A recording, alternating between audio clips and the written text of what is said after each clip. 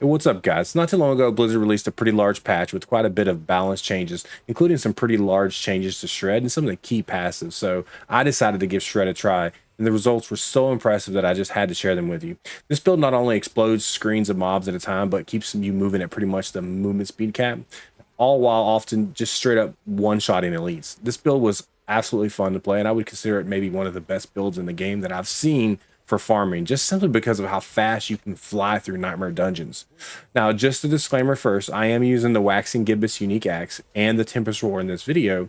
I found both of them while using my hybrid pulverized landslide build when I was leveling my Druid from levels 69 to 78, I believe. During this time period, I pretty much got all the Druid uniques farmed up, and so I decided just to give this build a try. Now, while you can definitely run this build without Tempest Roar, and I even provide gameplay of me doing just that, I ran a dungeon without Tempest Roar on. Matter of fact, I ran it with no helmet at all, and you can see for yourself how incredibly easy that went with no helmet even equipped. However, Waxing Gibbous is going to play a key role if you want this kind of clear speed.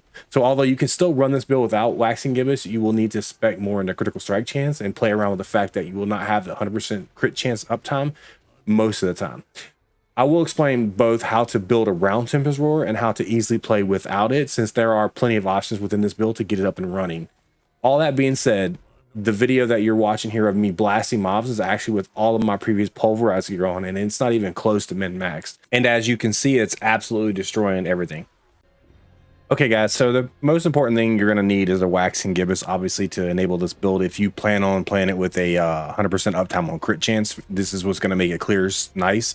You can run it without the Waxing Gibbous, but if you do that, you're going to have to stack more critical strike chance on other pieces of gear. Shred, it'll give you this ambush mechanic, which basically gives you a 100% chance to crit for up to 2.5 seconds, depending on the roll. So one, you're going to want to Waxing Gibbous. You're going to want it to roll a high item power as possible, and you're going to want to try to get the duration on the critical strikes, or the duration of the ambush, so to as close to 2.5 as you can, to make it feel more comfortable.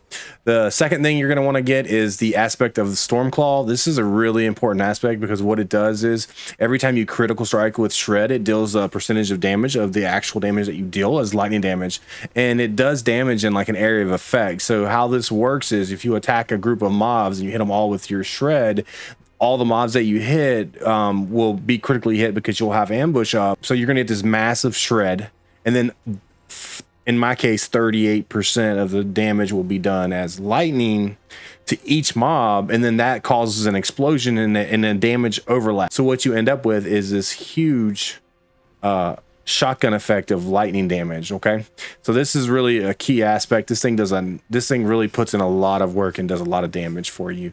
The other aspect you're going to want to have is rampaging werebeast, and what this does is basically just give you an extra 5 seconds of your Grizzly Rage, which we actually need in order to keep our ultimate running as long as possible. The last one we're going to want is Dire Wolf. So Dire Wolf Aspect allows Grizzly Rage, which normally turns us into a Dire Werebear, which gives us additional damage reduction and unstoppable. This now allows this aspect now allows Grizzly Rage to turn us into a Dire Werewolf, which allows us to keep the gameplay loop of using werewolf skills intact, and instead of having damage reduction, we have increased movement speed and spirit cost reduction. So this is a key aspect. You have to have this in order to actually use all the other skills while your ultimate is active. Otherwise, you'll just turn into a bear and you'll lose all your werewolf skills. So this is a key aspect. One of the ways we're going to try to keep this going as long as possible is with Calamity. This Spirit Boon extends the duration of ultimate skills by 25%, combined with the fact that we're using Rampaging Werebeast. This is pretty much going to extend the duration as long as possible. There's some other ways we're going to try to get it reduced, so we'll talk about that in a second. And then the other key aspect that we really need here is Blurred Beast. So what this does is it allows Shred to teleport basically to nearby poisoned enemies instantly. How this works is Shred usually just dashes, and then it has 2 follow-up attacks. So the first attack costs spirit, the 2 follow-ups don't cost spirit, but we're taking an ability right here, and it's called Primal Shred, where it says Shred's second and third attacks also perform a dash. In addition, Shred's critical strike damage is increased. So because we have 100% chance to crit when we kill something, we're going to greatly benefit from the critical strike damage. And because the second and third attacks are now considered dashes, you notice here that this is actually whenever while dashing, Shred seeks out nearby enemies. So this will be always active. So basically, Blurred Beast activates on every single Shred. So what'll happen is you'll jump into a group of enemies. You're going to pop your Hurricane. It's going to hit everything around you. Hurricane is going to poison because you're going to have 100% chance to crit. As it poisons stuff, you'll just be teleporting around, and then you'll notice on the screen you'll see me like blinking around, almost like teleporting to mobs and just exploding them in large packs. Because what happens is you blink in, this hits, you hit this massive crit, Stormclaw goes off, it shotguns, and you have this overlap, and then you just do massive amount of damage. And so for the rest of my gear, what I did here is I just put on the best pieces I had because I just got this gear working. Most of this gear is from my pulverized build, like I said from before. The aspect here I'm using is retaliation, which is great. The core skills deal up to 40% more damage, increased damage based on the amount of fortify. We do keep pretty much 100% fortify on this build, like most Druid builds do. Okay, so for boots, I'm just running Ghostwalkers. Ghostwalker is pretty standard. It gives you 25% movement speed. While you're unstoppable, we're going to be unstoppable while we have our ultimate up all the time. So this is pretty much going to be up a lot of the time. We're going to have increased movement speed on top of the movement speed on the boots. And so, you know, you want to get movement speed on your boots and some spirit cost reduction if possible. And then ultimately you would like to have some spirit cost and cooldown reduction on other pieces of gear if possible. For my legs and my my chest piece, I'm just running like really tanking pieces, and I'm running Disobedience. We already talked about the Blurred Beast on the gloves. For chest, I just threw Vigorous on here. You can put whatever you want. This is just gain 13.5%. It's like 10 to 15% depending on what you get rolled. Damage reduction while your shape shifts into a werewolf. And then for helm, I'll link some in the build guide planner below. I'll have a link for some options on aspects that you can go for the helm. But any aspect that offers you some survivability is probably going to be what you want to go with.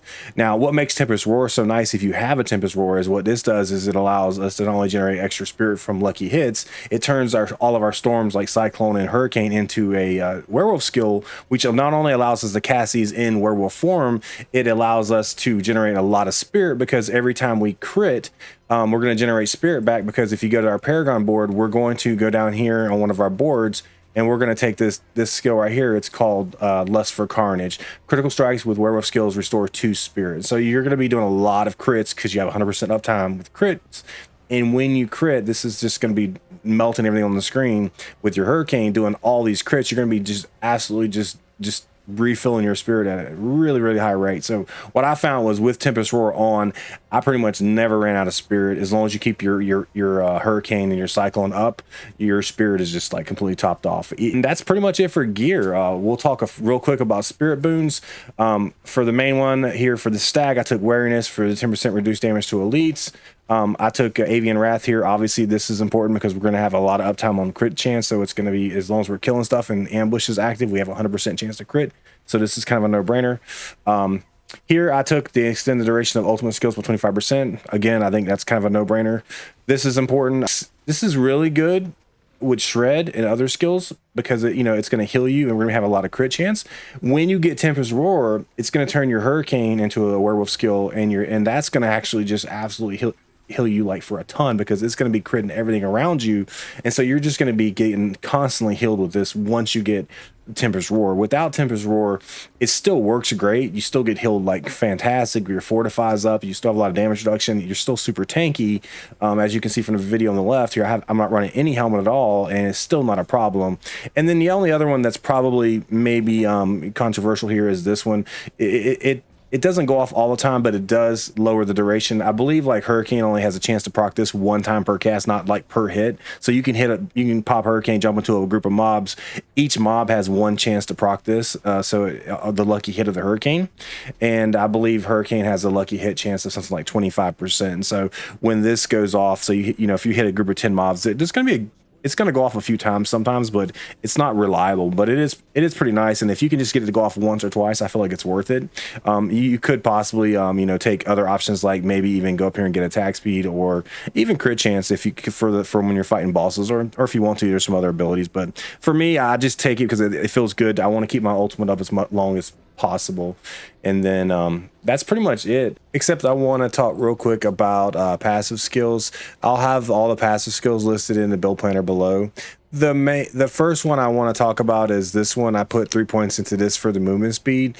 You really could take a point out of that and put it in here to get the extra damage reduction for 6 seconds after using a defensive skill. You could pretty much keep this up 100% of the time, just because your blood howl is going to be off cooldown almost instantly because of the speed at which you clear mobs, because every time you kill a mob it reduces the duration by 1 second. And on top of that, your cyclone armor is also going to proc it. So if you pop your cyclone armor and a few seconds later you're popping your blood howl, between these two you're going to have this up pretty much 100%. So if you want extra defense, take this node. Another one you could possibly take is this node here, preserving blood howl. Blood howl also increases your attack speed by 15% for 4 seconds. You can keep this up quite a bit. So if you have no spirit generation issues, just spec out of this, and spec into this. It just depends on, whether you're having issues with spirit. Now, if you don't have the Tempest Roar helmet, you're probably going to want to go ahead and keep this spirit here for blood howl, because it's going to really help generate spirit. The only other one that I feel like, I took this Savage Hurricane because I felt like the vulnerable from this just wasn't necessary. We got Storm Strike. If we need vulnerable, we're going to have Exploit Glyph to put up vulnerable. So most enemies are going to be vulnerable. You're not really going to need this. So just take the less damage. And here I took Endless Tempest just to give it a little extra duration for the Hurricane, because especially when you have Tempest Roar going, the Hurricane becomes a werewolf skill, and it just generates a ton of spirit, right? So you want to keep this going as long as possible. The only other thing I would say is maybe optional, or is questionable, is I wasn't sure about Lupine Ferocity or taking Ursine Strength. Ursine Strength is obviously not going to benefit from the life while in werebear form, but while healthy, you do get 30% more damage. And so that's anytime you're above 80% life, which is going to be most of the time because you heal so well in this. So for clearing, it's going to be really great.